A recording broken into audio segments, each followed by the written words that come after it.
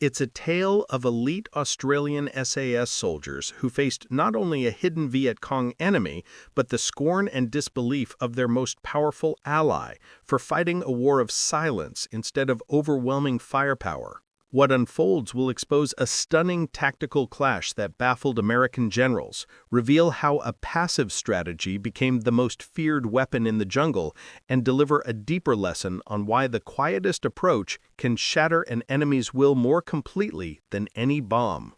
Before we begin this journey together, don't forget to like the video, subscribe to the channel, share this story with someone who understands that true strength often lies in patience and perception, and tell me in the comments where you're watching from. In the air-conditioned war room at MACV headquarters, Saigon, 1966, victory was a symphony of noise. Maps pulsed with unit symbols, teletypes chattered with body counts, and the air hung thick with the cigar smoke of men like General William Westmoreland, who believed wars were won by volume, sheer volume of men, metal, and firepower. His doctrine was clear, measurable, and deafening: find, fix, and destroy. Now cut to the dripping, vegetative silence of Viet Cong province. Here, 5 men, their faces grotesque masks of green and black, are not fighting this war. They are watching it. Their success is measured not in casualties inflicted, but in meters advanced without sound, in hours spent motionless, observing. To Westmoreland's command, this wasn't merely unorthodox, it was an affront, a failure of aggressive spirit. They saw empty killboards and presumed cowardice. They wanted it banned. What they could not grasp was that this silence was not an absence of war, but a different, more potent kind. The Viet Cong, who were finding their units mysteriously eviscerated by pinpoint artillery from seemingly empty jungle, understood it perfectly. They had already coined a name for these specters: Ma Rằng, the jungle phantoms. This is the story of that irreconcilable clash, of American thunder versus Australian shadow, and how the tactic deemed a failure became the one that weaponized dread itself. This fundamental clash pitted 2 irreconcilable philosophies of war against one another. The American way, championed by Westmoreland, was the industrial-scale doctrine of find, fix, destroy. It was a sledgehammer application of conventional power onto an unconventional conflict. Success was measured in the thunder of Operation Cedar Falls, where entire brigades swept supposed Iron Triangle strongholds, or in the seismic shudder of B-52 arc-light strikes that cratered whole grid squares. The ultimate grim KPI was the body count, a quantifiable metric of attrition that promised victory through numerical exhaustion. It was warfare from the top down, where overwhelming force was the answer to every tactical question. The Australian anomaly was its photographic negative. The SAS were not infantry, they were intelligence gatherers and precision force multipliers. Their core belief, forged in the Malayan jungle, was that understanding the enemy, his habits, his trails, his safe areas, was infinitely more valuable than merely engaging him in a fleeting firefight. Their metric was intelligence yield, not corpses. This philosophical schism was embodied when SAS Major Reginald Beasley took command and literally kicked down the unit's killboards. His statement was a manifesto. We were not there to kill people, but to gain information. It was a symbolic rejection of the entire American scoring system for the war. The tactic itself was a masterpiece of minimalist design, which to outside observers looked like a refusal to fight. At its heart was the 5-man patrol, a bespoke unit, not a stripped-down squad. Each man was a specialist: the lead scout, the eyes and ears, the patrol commander, the second-in-command and navigator, the signaler, the lifeline to base, and the medic, the guarantee of endurance. This tiny size was not a constraint, but the key feature.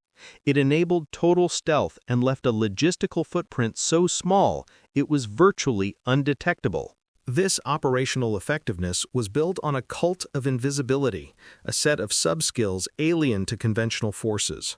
Movement was an art of patience, governed by the 4 hours for 800 meters standard, a slow, deliberate cycle of stop, listen, and move that disturbed nothing. Camouflage and concealment went far beyond face paint. It was the science of breaking the human silhouette, selecting a hide site that swallowed a man whole, and cultivating the discipline to remain absolutely motionless for hours as enemy patrols passed within feet. Observation, particularly during POC time, the enemy's peak activity period from 11 to 1500 hours, was a passive, patient act of pattern recognition. All of this served the perfect patrol mandate. The ultimate mission was to infiltrate, observe, and exfiltrate without ever firing a weapon. If you fired your rifle, you had, in a sense, already failed. Success was measured in the intelligence extracted or the external fires precisely directed. The terrifying effectiveness of this non-fighting was proven in stark statistical case studies. In August 1966, one 5-man patrol spent 6 days undetected observing a Viet Cong rest area. With a single calm radio call, they directed 18 105mm rounds onto the coordinates. Result? 23 VC killed. The enemy never saw their attackers. That October, Sergeant Mike Phillips' patrol tracked a specific VC unit for 8 days, building a personality profile of its cautious commander. Using this intimate knowledge, they executed a surgical 43-second ambush, killing 15 fighters before vanishing. The psychological aftermath was more telling than the body count. VC activity in that sector ceased entirely for weeks. This was the true impact.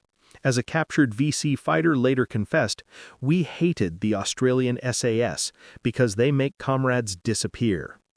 It was this unpredictability, this erosion of the jungle sanctuary that corroded enemy morale far more effectively than any head-on assault.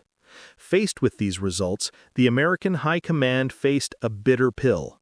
Their initial resistance, epitomized by Westmoreland's direct complaints about Australian passivity, was a product of profound doctrinal frustration, yet the proof became irrefutable. The staggering kill ratios, the intelligence coups like the 127 VC killed at Coral based solely on a 14-day SAS reconnaissance. U.S. Lieutenant Colonel David Hackworth, a legendary soldier, captured the dawning realization. "I saw what 5 Aussies could do in 2 weeks that took us a battalion-sized operation to accomplish." This forced a secret, humbling reversal. Soon, a quiet pilgrimage of American officers began to SAS Hill at Nui Dat, and Australian instructors were embedded at the MacV Recondo School and the Van Kiep Training Center. The tactic they had sought to marginalize was now urgently, if quietly, reverse-engineered into the doctrine of emerging U.S. long-range reconnaissance patrol and ranger units.